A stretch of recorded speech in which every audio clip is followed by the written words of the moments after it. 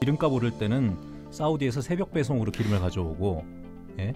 기름값 내려갈 때는 실크로드로 낙타에 실어서 가져온다. 인간이 동물을 제멋대로 상품으로 삼을 권리는 없습니다.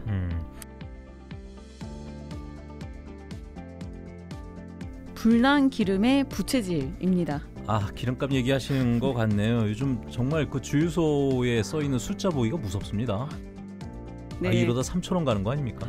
아니 실제로 뉴스에서 서울에서 어떤 예. 주유소에서는 휘발유가 리터당 3,000원을 넘는 데가 있다고 하더라고요. 어느 부자 동네길래? 그런데 여기서 좀 의아한 부분이 있습니다. 예. 그러니까 정부가 지난 5월부터 유류세를 30% 인하를 했거든요. 아, 맞아요. 예. 근데 이건 예. 뉴스를 보고 아실 텐데, 예. 근데 이게 좀처럼 체감이 안 된다는 겁니다. 우리나라에서 기름이 낫나잖아요. 그렇죠. 수입을 해야 되죠. 애초에 국제 유가가 지금 많이 올라서, 그것도 정말 네. 많이 올라서 계속 올라갈 수밖에 없는 거일 수도 있잖아요. 네네. 그러니까 세금 인하폭 자체를 그냥 넘어가 버릴 정도로. 네네. 그런데 예. 그 국제유가 상승폭을 감안한다고 하더라도 예. 기름값이 너무 올랐다는 분석이 최근에 나왔습니다. 상승폭보다 오히려 더 높다. 네. 아. 그 지난 27일에 소비자 단체인 에너지 석유시장 감시단 이컨슈머가 발표한 자료인데요. 예. 정부가 그 지난해 11월 12일과 또 올해 5월 1일 두 차례에 걸쳐서 유류세를 법정 한도까지 인하를 했지만 전국의 1만 792개 주유소 대부분이 예. 그 유류세 인하폭을 제대로 반영하지 않은 것으로 나타났습니다.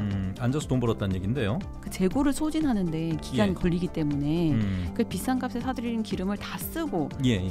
좀 상대적으로 덜 비싼 기름을 이제 쓰기 시작할 때부터 낮아질 수 있다. 예. 예. 그 시차다. 이런 이제 주장을 해왔거든요. 예. 그런데 보통 주유소의 재고를 소진하는 기간은 짧게는 한 일주일에서 길게는 2주일 정도라고 하는데요. 예. 7개월이 넘는 기간에 예. 재고 소진을 다 못했기 때문이라는 주장은 또 역시 설득력을 얻기 어렵습니다. 굉장히 좀 오랫동안 나오는 그 이슈 중에 하나인데 그런 얘기들 많이 해요. 그러니까 기름값 오를 때는 사우디에서 새벽 배송으로 기름을 가져오고, 예? 기름값 내려갈 때는 실크로드로 낙타에 실어서 가져온다 라는 얘기가 있을 정도로 정말 적절한 표현이네요. 예. 그런 차이 이용해서 돈을 벌어가고 있다, 정유업계가. 그런 지적들은 많이 있었습니다. 그리고 실제로 지금 기름값이 올라가니까 정유업계가 호황을 누리고 있잖아요. 네, 그렇습니다. 국내 정유 대기업이라고 볼 수 있는 예. SK이노베이션과 S오일, 또 GX칼텍스, 현대오일뱅크 이렇게 네 개 사는 예. 올해 1분기 역대 최대 규모의 흑자를 기록했습니다. 예. 고유가로 인해서 많은 국민들은 시름을 앓고 있는데 예. 오히려 정유업계들은 폭리를 취한 건 아니냐는 이제 주장이 나올 수밖에 없는데요. 국제유가가 막 오를 때 이걸 물타기라고 표현을 해야 되나요? 예. 마진을 더 남겨도 티가 안 나기 때문입니다. 정유업계 입장도 한번 들어봐야죠.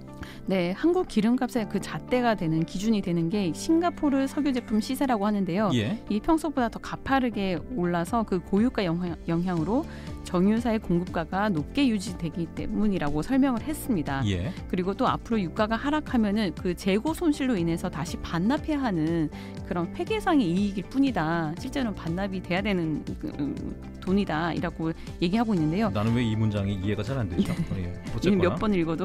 하지만 여론이 점점 악화되니까 국내 앞서 말했던 정유 사사는 예. 사사를 회원사로 두고 있는 대한석유협회는 27일에 보도자료를 내고 예. 유류세 인하 효과를 빠르게 체감할 수 있도록 적극 협조하겠다라고 밝혔습니다. 그러니까 이것도 문장으로만 보면 할 수 있는 건데 여태까지 안 했다는 얘기가 될 수도 있는 거니까. 네, 지금까지. 물론 네. 이제 본인들의 입장은 또 따로 있겠습니다만은.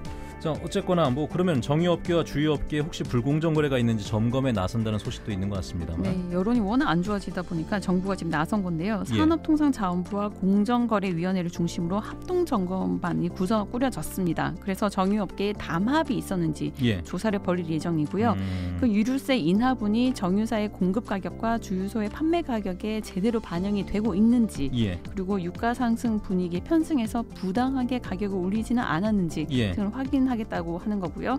경쟁자끼리 담합을 해서 가격을 인상했을 경우, 이게 예. 밝혀질 경우 이거는 공정거래법 위반에 해당이 됩니다. 예. 몇 년 전에 들었던 얘기 같아서 네, 계속 반복이 되고 있나요? 예, 믿음은 잘 안 가는데 어쨌거나 이번엔 뭐 말씀하신 대로 정부도 바뀌었겠다. 그다음에 지금 서민들의 생활이 워낙 힘들다는 얘기를 나오고 있으니까 코로나까지 겹쳤잖아요. 네. 제대로 하고 있는지 제대로 하는지도 한번 좀 지켜봐야겠습니다. 알겠습니다. 자, 이야기 여기서 마무리하고 두 번째 키워드로 가보도록 하죠.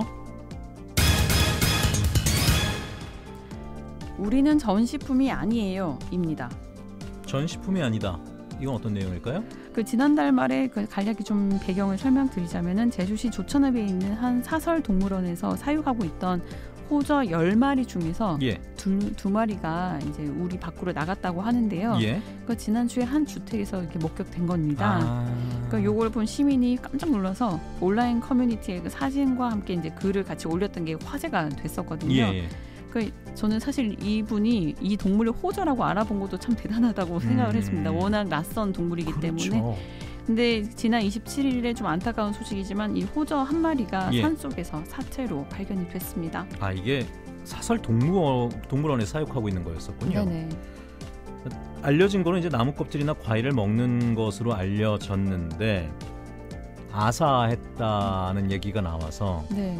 야생에서 먹을 거를 구하지 못했던 걸까요? 네, 저도 처음에 그 아사한 걸로 추정되고 있다고 하길래 예. 무슨 동물을 그러니까 그 뭐 육식성인가라고 예. 생각했는데 초식성이더라고요. 예. 그래서 근데 산 쪽에서 이제 죽은 채로 발견됐다고 했잖아요. 근데 거기는 과일도 좀 열매도 지금 산딸기 이런 것도 많은 시즌이고 예. 그리고 뭐 나무 껍질도 많을 거고 한데 왜 이렇게 굶어 죽었을까 이게 좀 알아봤더니 이 호저가 동물원에서 사육이 되고 있다 보니까 예. 사료 급식을 먹는 게 익숙해져서 산에 과일이 있어도 이게 먹이라고 생각하지 못했을 가능성이 높다고 합니다. 야성을 잃은 거군요. 네, 이 동물이 주로 아프리카에서 서식한다고 하는데 예, 그 예. 아프리카에 나는 열매랑 또 제주도에서 나는 열매랑 크게 또 다를 수도 있는 그렇죠. 거니까요.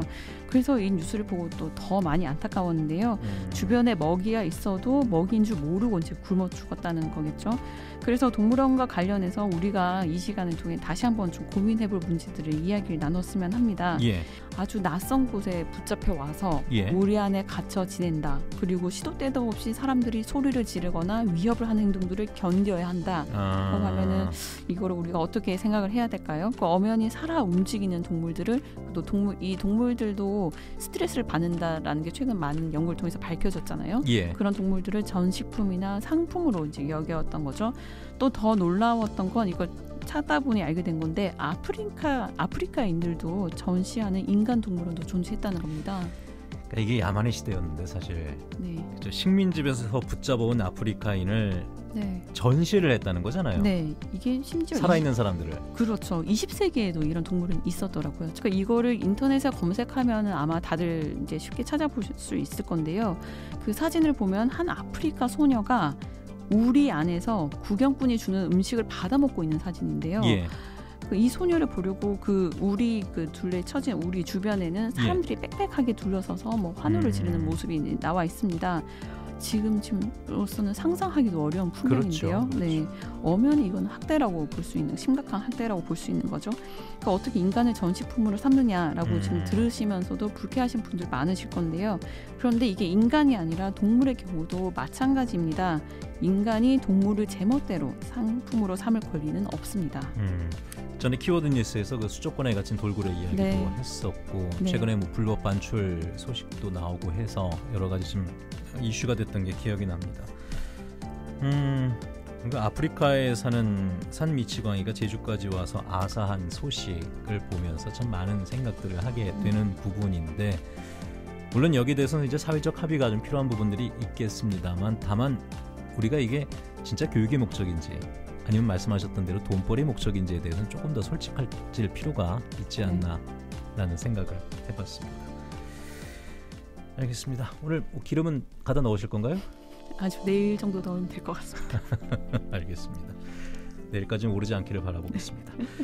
자, 오늘 조수진 기자와 함께했습니다. 고맙습니다. 감사합니다.